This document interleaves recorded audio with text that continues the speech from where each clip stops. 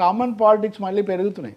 ఓ 10 ఏళ్ల పాటు విడిపోయాక ఎవరిది వాళ్ళు ఉన్నాయి, ఇవన్నీ కలిసి ఉన్నవి. ఇప్పుడు పంజాబ్ హర్యానా విడిపోయి ఎంతో కాలం అయింది. రెండిట్లో రాజకీయాలు వేరుగా ఉంటాయి, కానీ అనేక విషయాల్లో చండీగఢ్ వల్ల ఇంకో కారణాల వల్ల అక్కడ ఉండేవి చాలా ఉంటాయి. ఇప్పుడు ఆంధ్ర తెలంగాణ పరిస్థితి కూడా రెండింటికి పంజాబ్ హర్యానాకు ఉన్న తేడా ఉన్న కామన్ ఫ్యాక్టర్స్ తెలుగు ఇక్కడ చాలా ఎక్కువగా ఉన్నాయి.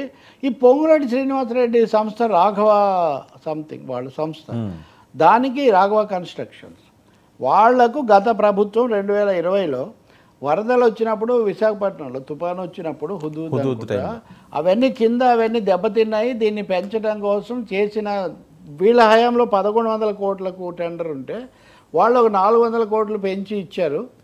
ఇచ్చినా ఇంతవరకు ఏడాది లోపల పన్నులు ప్రారంభించాలంటే ఇప్పటివరకు చేయలేదు, మీరు వెంటనే చేయండి అని వాళ్ళకు నోటీస్ ఇచ్చారని.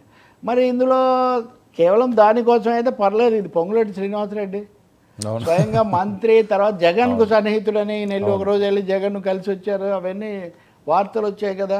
ఈ నేపథ్యంలో కొన్ని సంస్థలేమో ఉత్సాహంగా ఉంటే కొన్ని సంస్థలకు మటుకు ఇలాంటి జరిగేటట్టుగా, నిరుత్సాహం కాదు టార్గెటింగ్. ఇప్పుడు ఉదాహరణ గల్లా జయదేవ్ ఉన్నాడు ఎంపీ 2 సార్లు, మంచి అన్నీ ఇది కదా అమర్ రాజా బ్యాటరీస్ పంపడానికి వీళ్ళు ప్రయత్నించడం. ఇప్పుడు గల్లా జయదేవ్ మళ్ళీ తిరిగి వస్తున్నాడని మనం ఆంధ్రప్రదేశ్లో వార్తలు వస్తారు కూడా ఖచ్చితంగా. పైగా వాళ్ళు వచ్చి తెలంగాణలో పెట్టి ఇక్కడ కూడా ఈవీలు మోటార్ బ్యాటరీలు తయారు చేయడం కూడా మొదలు పెట్టారు. అంటే నేను చెప్పదలుచుకుంది ఏమంటే కొన్ని సంస్థలను ఇటువైపు అస్మదీయులు తస్మదీయులు మారుతున్నప్పుడు తస్మదీయుల జాబితాలో మరి ఏమన్నా పొంగులేటి సంస్థకు నోటీస్ వచ్చిందా, లేకపోతే రేవంత్ రెడ్డికి చంద్రబాబు నాయుడుకి బాగానే ఉంది. అవును, బట్ ఈ నేపథ్యం వేరు కదా. ఇది రేవంత్ జగన్మోహన్ రెడ్డి నేపథ్యం ఇట్లాంటివి ఉన్నాయి.